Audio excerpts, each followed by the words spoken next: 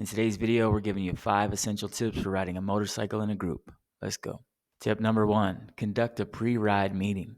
Before hitting the road, take a few minutes to gather everyone for a quick rundown of the route, stops, and emergency procedures. Discuss hand signals, clarify any planned detours, and confirm meeting points in case someone gets separated. Starting with clear communication prevents confusion and sets a safety-first mindset for the entire group. Tip number 2, now that you've done a pre-ride meeting, make sure you select a qualified leader and sweeper for the group. The leader should be one of the more experienced riders who knows the route and can anticipate road hazards, while the designated tail or sweeper rider should be equally savvy to help ensure no one gets left behind. This dual leadership not only enhances safety, but also provides clear points of contact for riders if issues arise during the ride. Tip number 3, with your leader and sweeper assigned, next you want to keep the group size manageable. A group that's too large can become difficult to control, increasing the risk of riders bunching up and reducing maneuverability. Stick to a manageable size, typically 5 to 7 riders work best, so every member can maintain proper spacing and clear communication channels, making it easier to react to sudden obstacles or traffic changes. And if you don't feel comfortable riding with that many people yet, then just stick to you and one other person that you trust so you can make it around safely and have a lot of fun doing it. Tip number 4, now that you've got your group size figured out, next you want to maintain a proper formation and spacing. Regardless of how many group members you ended up with, riding in a staggered formation is key. This means positioning each rider in a way that maximizes visibility and space for quick maneuvers. For example, keep at least a 2-second following distance under normal conditions and tighten up slightly in slower traffic.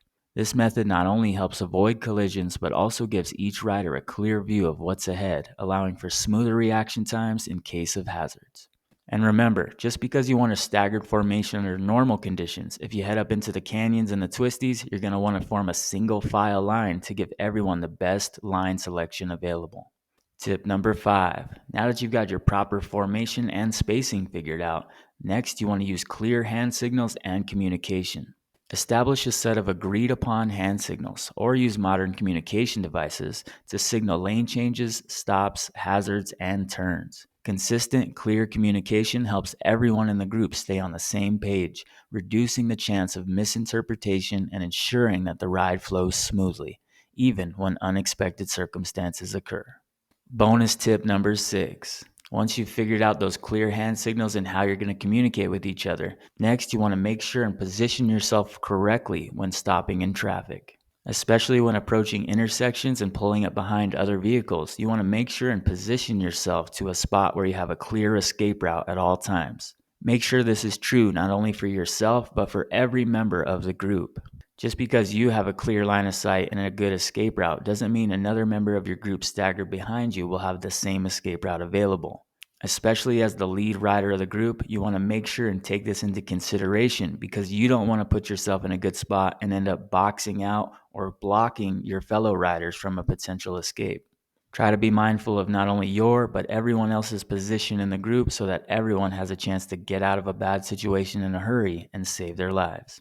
So there you have it. Riding in a group is not only about the thrill of the open road, but also about fostering a sense of camaraderie and shared responsibility. Establishing these habits can make your experience safer and more enjoyable, ensuring that every ride is as rewarding as it is exciting. But what do you think? Are there any other good group riding tips that you can think of? Let us know in the comments. Like this video if you found it helpful, and subscribe to the channel for more. But what if you're still worried about being able to make some emergency maneuvers on your motorcycle to help keep yourself safe? Well, then watch this video next so you can learn how to swerve on a motorcycle so you can have the best chance of avoiding an obstacle, avoiding a crash, and making it home in one piece.